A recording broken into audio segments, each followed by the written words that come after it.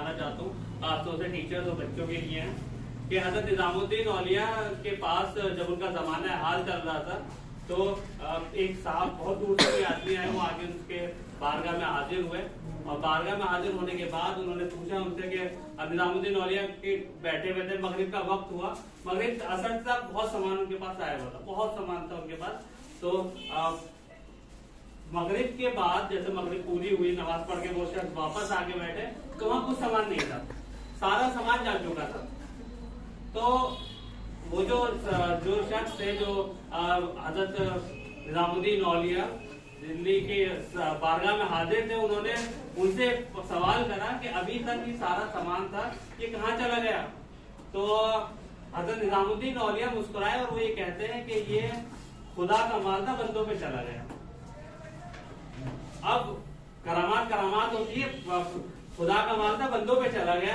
तो अल्लाह तो उस शख्स ने वो उस वक्त समझ में नहीं आए, नए नए शामिल हुए थे, तो उन्होंने उनके खादिम से पूछा कि माजरा क्या है? बस उन्होंने इतना कहा खुदा का माल था, बंदों पे चला गया, इसका मसला क्या है? तो खादिम ने बताया कि हजरत निजामुद्दीन औलिया के पास पूरे दिन में जितना भी माल, जितने भी तोहफे ताइफ जो भी कुछ आते हैं, इनका मामूल है, निजामुद्दीन बस्ती उस वक्त बसी हुई थी, कि उनका मामूल है कि मगरिब से पहले तक वो सारा कुछ अपना तकसीम कर देते हैं। वो सारा कुछ क्या कर देते हैं? अपना तकसीम कर देते हैं और वो सारा का सारा माल जो था वो बस्ती में उन्होंने बांट दिया, सारा माल बांट दिया। उसके बाद उनसे फिर उस शख्स ने सवाल करा तो सुबह का कैसे होगा? तो उन्होंने उसका खादिम ने जवाब दिया कि हजरत कहते हैं कि जिसने शाम का इंतजाम किया है, सुबह का इंतजाम भी वही करेगा। जिसने शाम का इंतजाम किया है, सुबह का इंतजाम भी वही करेगा। यहां से ये जो बुजुर्गों की देन है वो वहां से होती हुई और हमारे कायद आली जनाब मैनेजर साहब शरीयतुल्लाह साहब से होती हुई और हमारी कमेटी तक पे आती है कि यहाँ से ये इसलिए मुझे बताना पड़ रहा आप लोगों को कि यहाँ से अभी तक स्कूल ने जितना भी कुछ किया, जितना भी कुछ यहाँ होता है, जो भी हम लोग ताउन करते हैं, बच्चे करते हैं, वो सारा का सारा वो यही तकसीम करके चले जाते हैं।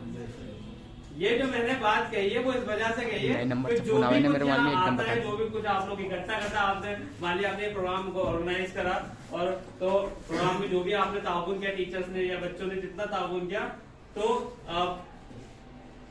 निजामुद्दीन औलिया की जो करामात थी उस करामात को आगे बढ़ाते हुए हमारे मैनेजर साहब भी सीधे अच्छे इतने पैसे इकट्ठे हो गए, सबका सामान मंगा दो, सबका जो सारा पैसा बच्चों का जो था वो बच्चों में ही लग जाना चाहिए और उसका तो कुछ नहीं बचना चाहिए, सबका सब यही हो जाना चाहिए। तो जोरदार तालियां हमारे कायद के लिए, शरीयतुल्लाह साहब के लिए, क्योंकि ये जो प्रोग्राम है आप लोगों ने खुद ही ताउन किया है सबने, तो इसको उनकी तरफ से है और ये कमेटी का भी ये मामूल है पूरी कमेटी का कि स्कूल की सारी चीजें स्कूल में ही लगती हैं।